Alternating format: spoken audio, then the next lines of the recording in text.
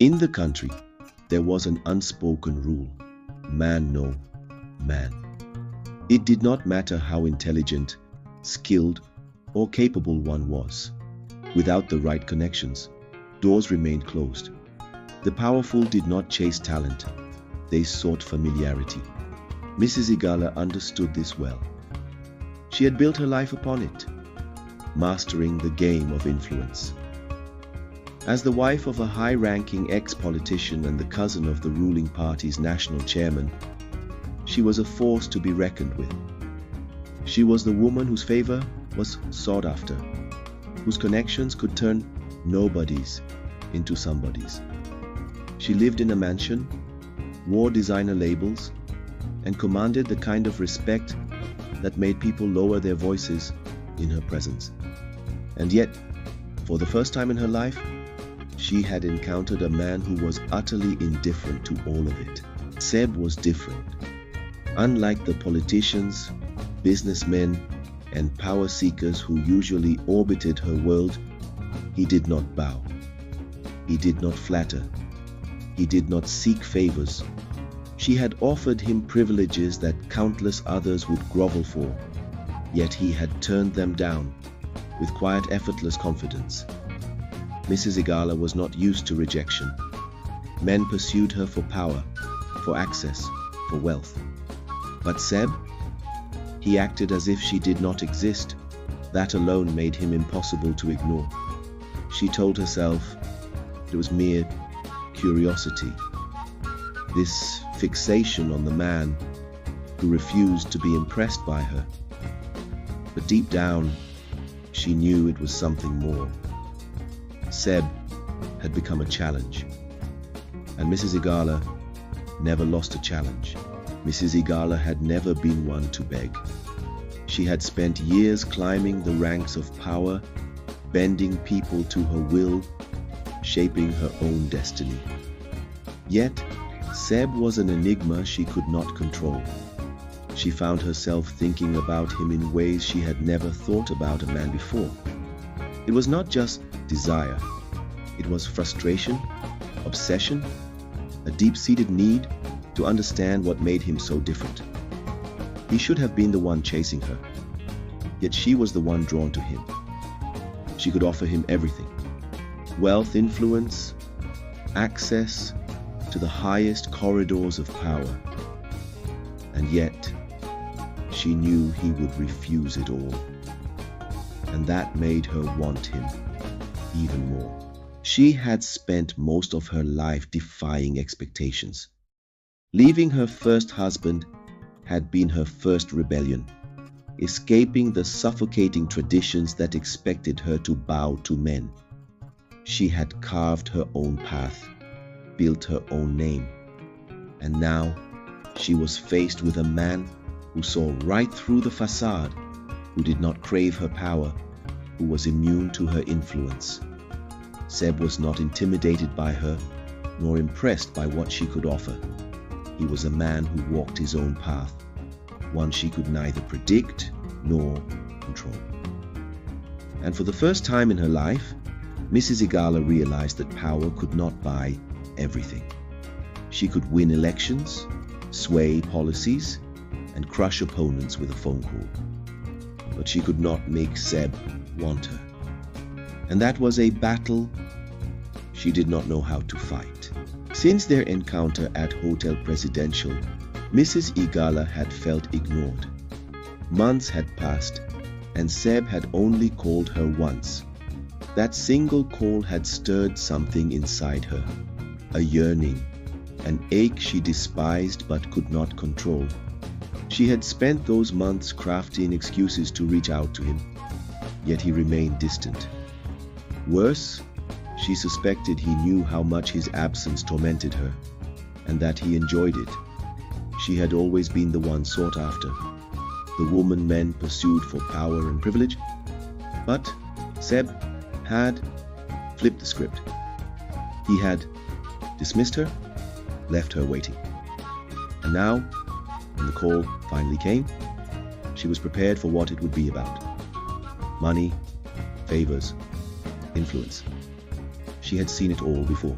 To her surprise, Seb's request was not what she had expected. Our people are suffering unnecessarily because healthcare is so poor, he said, his voice charged with conviction. We budget billions for it, yet people pay through their noses to get the service they deserve. Mrs. Igala listened, intrigued. She had never heard anyone speak about the country's healthcare with such intensity. Because it's so expensive, some turn to quacks for treatment, he continued. The healthcare system is full of frauds, untrained practitioners posing as doctors, butchering and poisoning innocent people for profit. For the first time, someone was talking to her about the nation's issues in a way that made sense. He wasn't asking for wealth. He wasn't asking for power. He was asking for something greater. Change. Mrs. Igala scoffed slightly.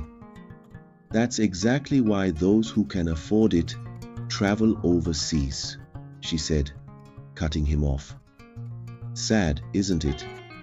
Do you know a senator once told me the only reason he gets treatment abroad is because he doesn't want to be killed by a single injection from a local doctor?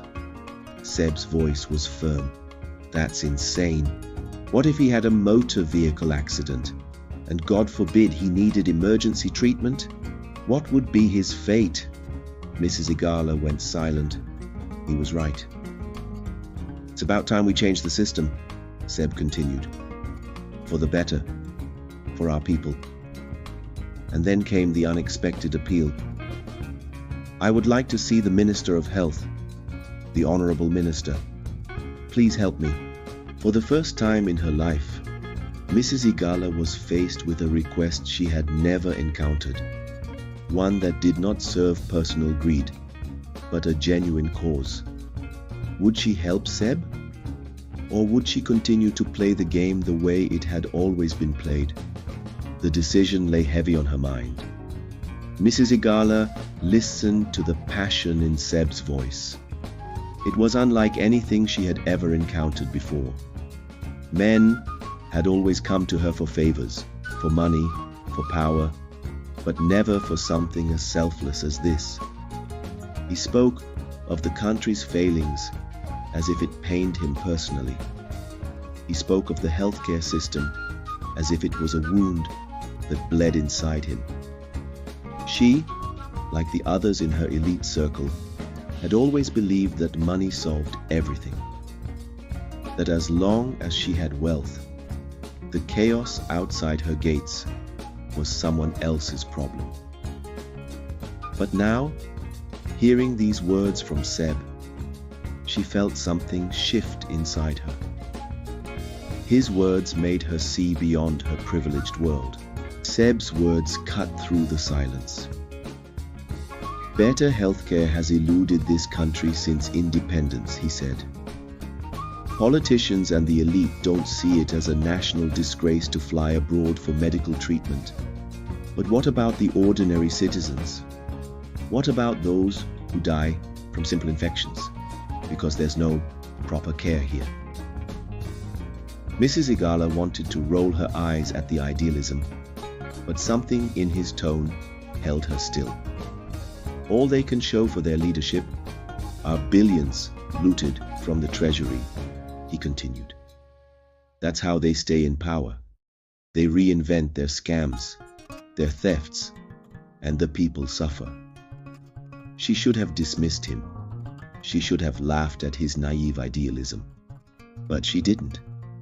Instead, she found herself listening, truly listening.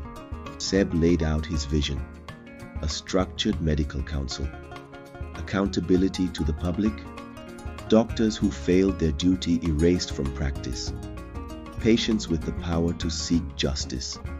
It was bold. It was radical. Mrs. Igala took a deep breath. We are lucky someone like you is willing to fight for this, she said finally. With little changes here and there, we can move this country forward. But even as she said it, she knew the truth. Men like Seb did not last long in this system. He was either too pure or too blind to see that change was not welcomed here. Still, she wanted to help him. And more than that, she wanted him. She sat before her dressing table, picking up a brush, running it through her already perfect hair. It was a habit, something to keep her hands busy. What was it about this man that had unsettled her? She had been part of the political elite for years.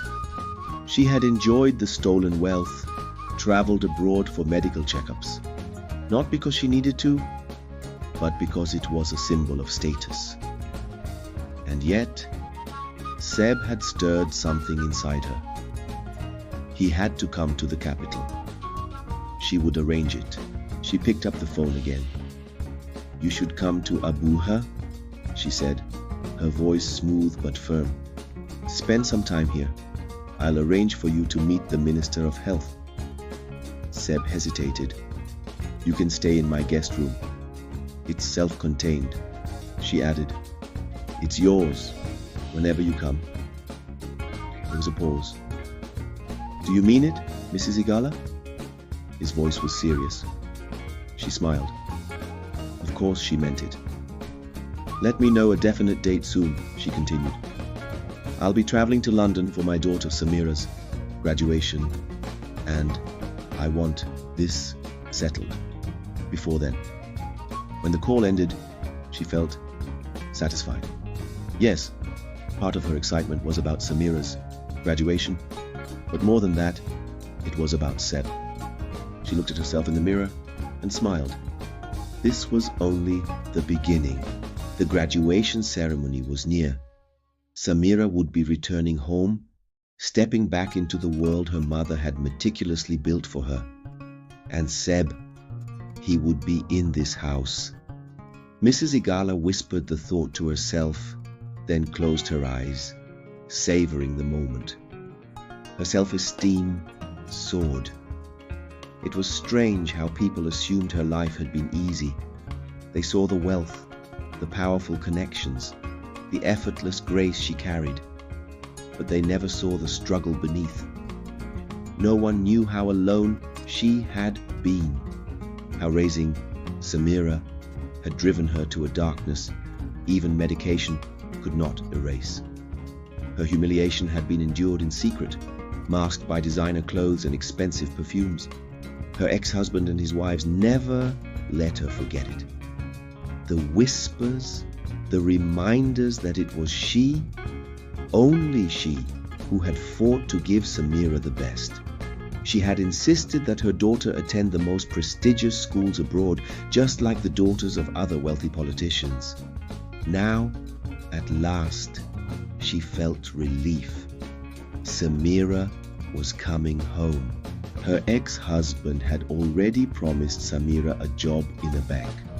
But Mrs. Igala had a different plan. Samira had to marry well, preferably the son of a political heavyweight or a wealthy businessman. This was an ambition Mrs. Igala had carried for years, knowing it would cement her influence in the corridors of power. She had mapped it all out. Introductions at exclusive social gatherings, the right conversations, the strategic alliances that would ensure Samira's future. It was not just about love, it was about power. And power was everything. Seb had promised to visit. A shiver ran through Mrs. Igala's body at the thought. It was strange, the effect he had on her. How his mere presence in her mind could unsettle her so deeply. What was it about him? Was it his idealism, his passion, or the simple fact that he was different from the men she had known? She could feel her senses betraying her, her excitement growing in a way she could not explain. It was absurd. She was a woman who had everything: wealth, power, influence. And yet, the idea of Seb being in her home, under her roof, made her feel something new. something thrilling. She looked out of the window, smiling to herself. The future was coming, and she was looking forward to it more than she had in years.